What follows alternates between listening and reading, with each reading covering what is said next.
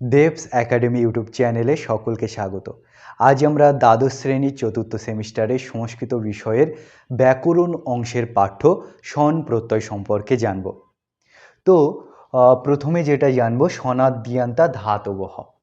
এই যে স্বনাদি প্রত্যয়ন্ত যে বর্ণ সমষ্টি তাদের কি হয়, তাদের ধাতু সংজ্ঞা হয়।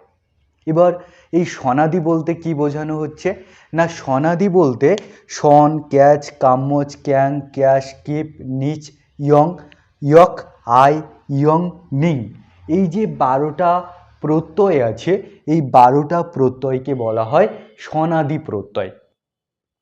তো এর আগে যখন আমরা প্রত্যয় পড়েছি সে সময় আমরা কি দেখেছি না, ধাতুর পরে বা শব্দের পরে প্রত্যয়গুলো যুক্ত হয়ে নতুন শব্দ তৈরি করছে, নতুন শব্দ তৈরি করছে, বা কখনো বা ধাতু বা শব্দকে পদে পরিণত করছে।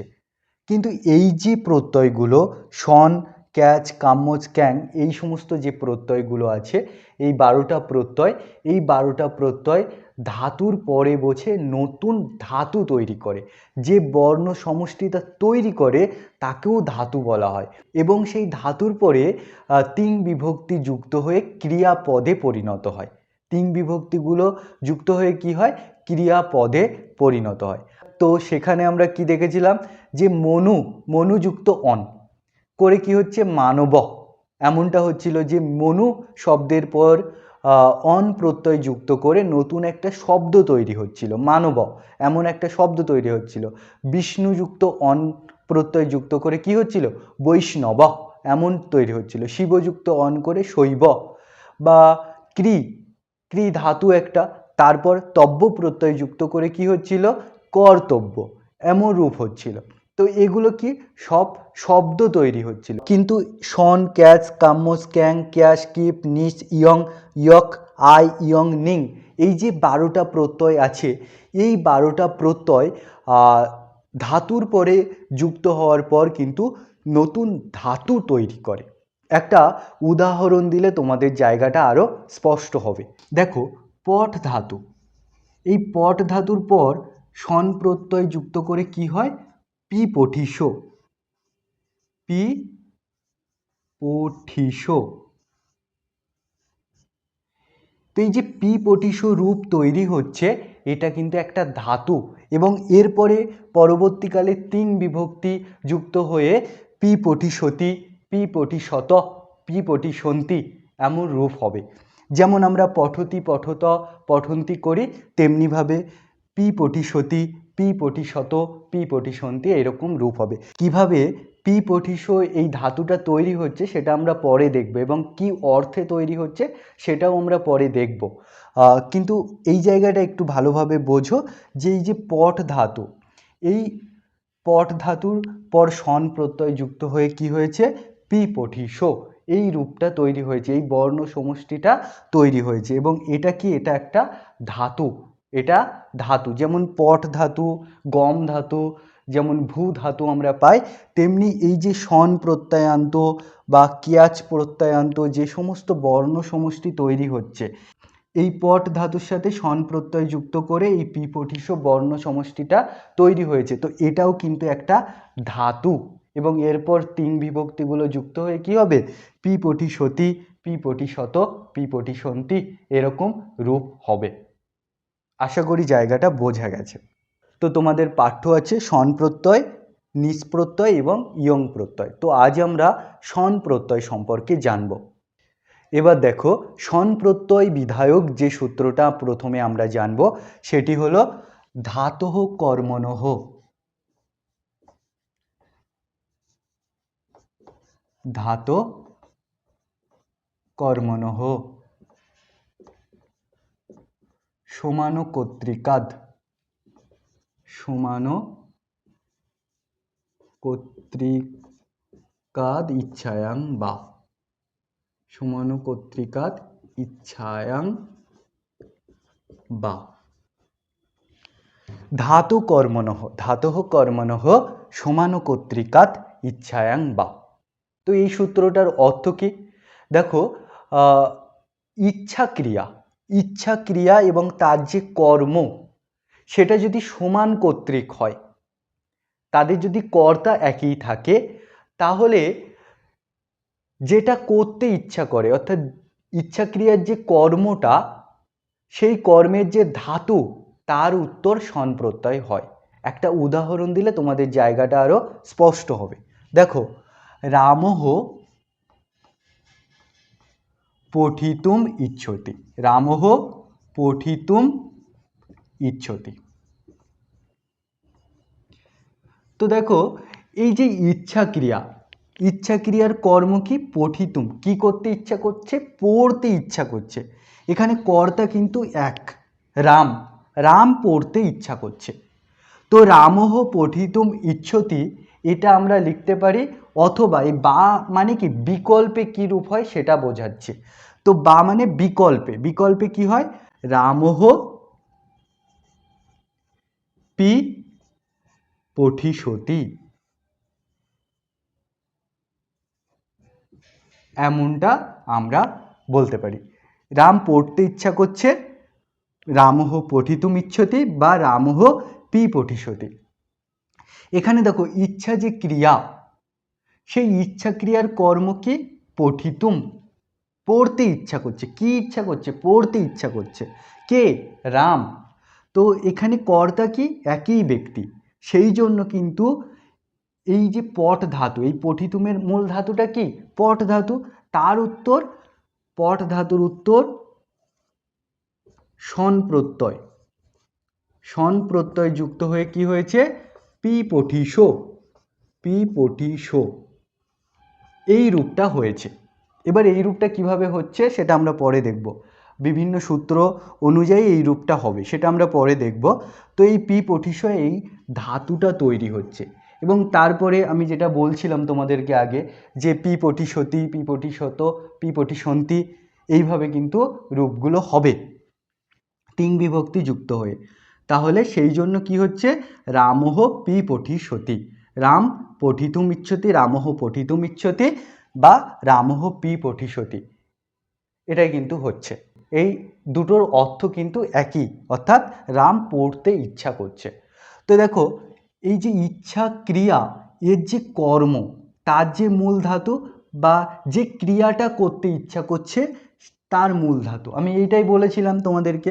তো এই দেখো, পঠিতুম ইচ্ছতি, পড়তে ইচ্ছা করছে। তো এই যে পড়া, এর যে ধাতু, তার উত্তর কিন্তু এই শন প্রত্যয়টা যুক্ত হয়েছে।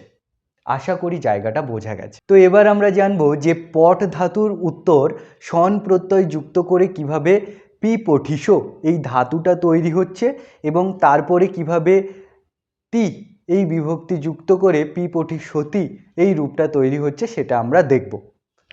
তো দেখো, পট, পট কি? একটা ধাতু। ইচ্ছা অর্থে কি হলো? শন প্রত্যয় যুক্ত হলো। তাহলে পট শন এমনটা হওয়ার কথা ছিল, কিন্তু তেমনটা তো হবে না। কি রূপ হবে? পি পঠিসো।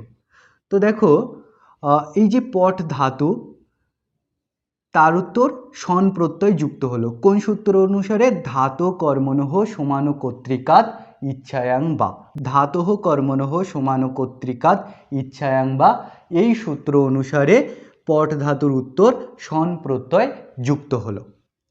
এবার দেখো, যখন শন প্রত্যয় যুক্ত হবে তখন সন্ন্যাঙহ বলে একটা সূত্র আছে। কি সূত্র? সন্ন্যাঙ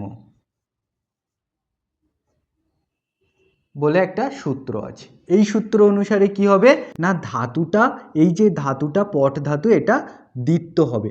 অর্থাৎ শন প্রত্যয় এবং ইয়ং প্রত্যয় যদি কোনো ধাতুর পরে থাকে তাহলে ধাতুটা কি হয়? দ্বিত্ব হয়। দ্বিত্ব মানে দুবার ব্যবহৃত হয়। তাহলে পট প্লাস পট প্লাস শন, এই যে শন প্রত্যয়, এই শন প্রত্যয়ের এই যে নকার, এটা হলন্তম, এই সূত্র দিয়ে চলে যায়। কোন সূত্র? হলন্তম।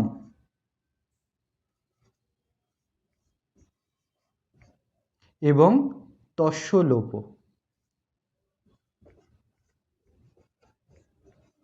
এই দুটো সূত্র দিয়ে কি হয়? এই নকারটা চলে যায়। হলন্তম সূত্র দিয়ে ইত সংজ্ঞা হয় এবং তস্য লোপ সূত্র দিয়ে এই নকারটা চলে যায়। তো দেখো এই যে পট এবং পট ধাতু কি হয়েছে, দ্বিত্ব হয়েছে, দুবার ব্যবহৃত হয়েছে। তো এর প্রথমটাকে বলা হয় অভ্যাস আর দ্বিতীয়টাকে বলা হয় আম্রেরিত। কি বলা হয়? আম্রেরিত। তো দেখো সূত্র কি না, পূর্ব অভ্যাস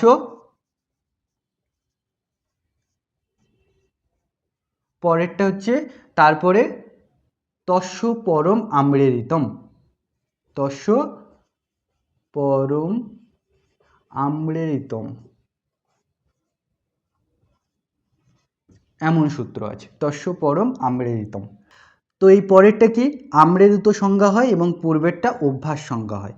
এবং এই যে অভ্যাস সংজ্ঞা হলো, এরপর হলাদি শেষ বলে একটা সূত্র আছে, হলাদি শেষ। সবাই কিন্তু খাতায় লিখবে, না হলে কিন্তু বুঝতে পারবে না। আর ভিডিওটা দ্বিতীয়বার দেখবে, তাহলে কিন্তু আস্তে আস্তে বুঝতে পারবে, কারণ জায়গাটা তোমাদের কাছে নতুন, ফলে তোমাদেরকে বারবার দেখতে হবে। তাছাড়া ব্যাকরণ বিষয় একটু তো জটিল আছে, তোমাদের কাছে জটিল লাগবে, তো সেই জন্য কি বারবার দেখবে। তো এই যে হলাদি শেষ, এই সূত্র দিয়ে কি হচ্ছে না, প্রথম যে ব্যঞ্জন বর্ণ সেটা বাদে অন্য যে ব্যঞ্জন বর্ণগুলো আছে তার লোপ হবে, তার লোপ হবে, অর্থাৎ সেই ব্যঞ্জন বর্ণটা চলে যাবে। তাই এই ঠটা চলে যাবে। হল মানে কি, হল মানে ব্যঞ্জন বর্ণ।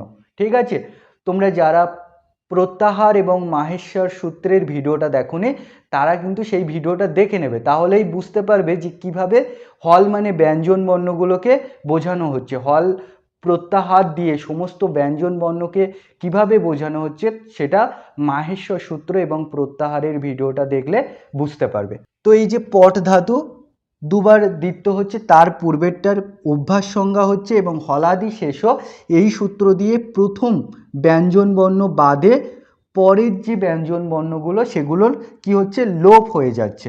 তো এই জন্য পঠের ঠকার লোপ হয়ে গেল। তাহলে পড়ে থাকলো কি, প প্লাস পট প্লাস স, এটা হলো। তো এই যে সন প্রত্যয়, এর কি হয়, আর্ধধাতুক সংজ্ঞা হয়। কি হয়? আর্ধধাতুক সংজ্ঞা হয়। তিং শীত সার্বধাতুকম, অর্থাৎ তিং প্রত্যয় এবং শীত প্রত্যয়, সকার ঈদ যাচ্ছে, তালব্য সকার ঈদ যাচ্ছে, এমন প্রত্যয়কে বলা হয় শীত প্রত্যয়। তো এই তিং শীতকে কি বলা হয়, সার্বধাতুক প্রত্যয় বলা হয়। এবং বাকি যে প্রত্যয়গুলো থাকে যেগুলো ধাতুর পরে বসে, তাদের আর্ধধাতুক সংজ্ঞা হয়, তাদেরকে আর্ধধাতুক প্রত্যয় বলা হয়। তিংশিত সার্বধাতুকম আর্ধধাতুকম শেষ, সূত্রটা কি, আর্ধধাতুকম শেষ। অন্য যে প্রত্যয়গুলো আছে তাদের আর্ধধাতুক সংজ্ঞা হয়। এবার এই আর্ধধাতুক সংজ্ঞা হলে কি হবে না, আর্ধধাতুক শেট বলাদে, আর্ধধাতুকস্য ইট বলাদে, এইরকম একটা সূত্র আছে।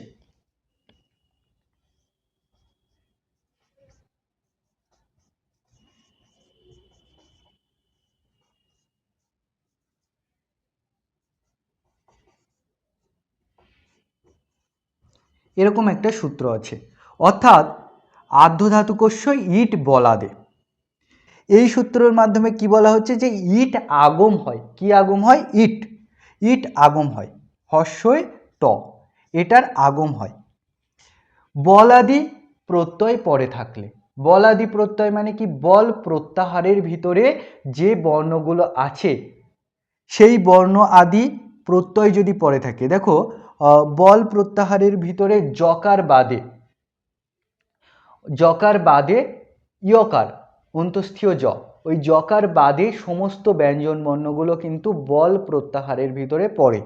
তো এই যে সন, অর্থাৎ সন প্রত্যয়ের যে সকার, সেই সকারও কিন্তু বল প্রত্যাহারের বর্ণগুলোর ভিতরে পড়ে। তাই কি হবে, প প্লাস পট প্লাস ইট প্লাস স। তো এই ইটের যে টকার, এই টকার কি, হলন্তম, হলন্তম সূত্র দিয়ে ইট সংজ্ঞা হবে এবং তস্যলোপ সূত্র দিয়ে এটা চলে যাবে।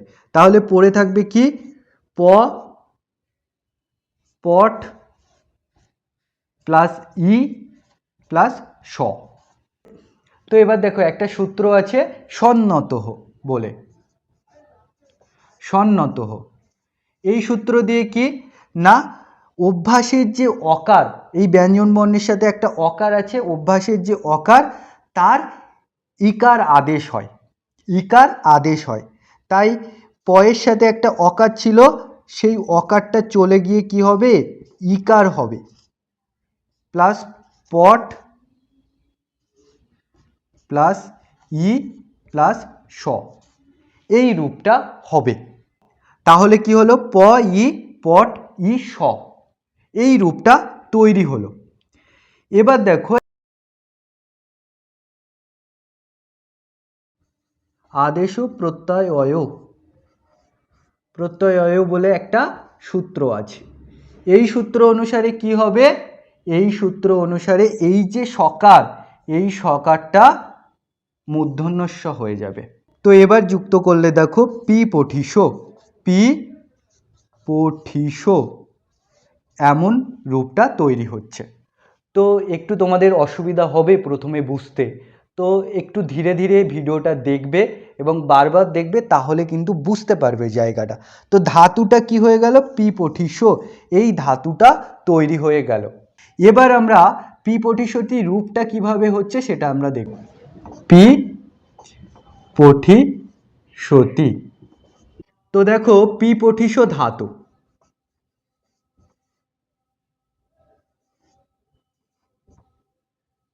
এর সাথে কি টি যুক্ত করা হচ্ছে। তো তোমাদের মনে হবে যে পি পঠিসর সাথে টি যুক্ত করে দিলেই তো পি পঠিসতি হয়ে যায়, কিন্তু এমনটা কিন্তু নয়। যেমন আমরা পট ধাতুর ক্ষেত্রে কি পাই, পট ধাতুর ক্ষেত্রে পট যুক্ত তি করে কি পাই, পঠতি, পঠতি পাই। তো এই যে ঠয়ের নিচে একটা হলন্তম আছে, অর্থাৎ এটা সম্পূর্ণ ব্যঞ্জন বর্ণ, এর সাথে কিন্তু কোনো অ নেই, কিন্তু এখানে কিন্তু অ চলে আসে। তখন এখানে পি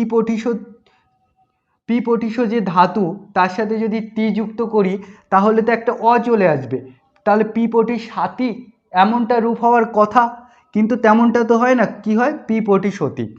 তো এই অত গুণে একটা সূত্র আছে, অত গুণে, এই সূত্র দ্বারা কি হয়, পররূপ হয়, পররূপ হয়। এর জন্য এই যে মূর্ধন্যস্বর সাথে একটা অ আছে, এই অটা চলে যায় গিয়ে সপের, কত্তরি সপের যে অকার আছে সেটা চলে আসে, তখন পি পঠিসতি এমন রূপ হয়। একটু দেখো তাহলে বুঝতে পারবে। পি পঠিস, এর সাথে একটা অ আছে, প্লাস সপ প্লাস টি, কর্তরি সপ বলে সপ আগম হয়, তাহলে সপের অ পড়ে থাকে আর সব লোপ হয়ে চলে যায়। তো আর এই যে অ এবং এই অটা কেটে গিয়ে পররূপ হয়, তাই এখানে অ পড়ে থাকবে, পি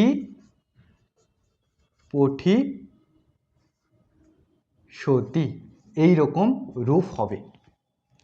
তো এইভাবেই কিন্তু পি পঠিসতি ক্রিয়াপদটা তৈরি হচ্ছে, যে পঠিতুম ইচ্ছতি, এই অর্থে পট ধাতুর উত্তর সন প্রত্যয় হচ্ছে, পট সন, তারপর টি বিভক্তি যুক্ত হচ্ছে হয়ে পি পঠিসতি রূপ হচ্ছে। তো তোমাদের প্রথমে একটু বুঝতে অসুবিধাই হবে, তো আস্তে আস্তে কিন্তু ধীরে ধীরে বুঝতে পারবে যদি একটু ভালোভাবে পড়ো তাহলে, এবং ভিডিওটা যদি খুব ভালোভাবে দেখো তাহলে কিন্তু বুঝতে পারবে। এবং এরপর আমরা পরের সূত্রগুলো পড়ব এবং সেগুলো সিম্পলি পড়বে, এবং কিছু রূপ আমি তোমাদেরকে দেব যেগুলো তোমরা তৈরি করবে, মুখস্থ করবে। কারণ প্রত্যেকটা রূপ যদি ভেঙে ভেঙে তোমাদেরকে বোঝাতে যায় তোমরাও বুঝতে পারবে না এবং তোমাদের মাথার উপর একটা চাপ হবে। তো এই জন্য তোমরা কিন্তু এই পি পঠিসতি এই রূপটা কিন্তু ভালোভাবে তৈরি করবে, তাহলে বুঝতে পারবে যে কিভাবে স্বন প্রত্যয় যুক্ত হয়ে এই রূপটা তৈরি হচ্ছে। বাকিগুলোর সাথে প্রায় একই রকম হয়, কিন্তু কিছু কিছু জায়গায় পরিবর্তন আছে, সেগুলো আমি বলে দেবো, এবং তোমাদেরকে পরীক্ষার জন্য কিছু নোট আমি দিয়ে দেবো মুখস্থ করার জন্য, যে এইগুলো পরীক্ষার জন্য ইম্পর্টেন্ট, এইভাবে মুখস্থ করো। কারণ প্রত্যেকটা যদি আমি ভেঙে ভেঙে বোঝাতে যাই তাহলে সেটা তোমাদের উপর, তোমাদের মাথার উপর চাপ হবে। তো এই জায়গাটা কিন্তু তোমরা বোঝার চেষ্টা করবে, এবং বাকি সূত্রগুলো পরের দিন পড়া হবে। আজ এই পর্যন্ত।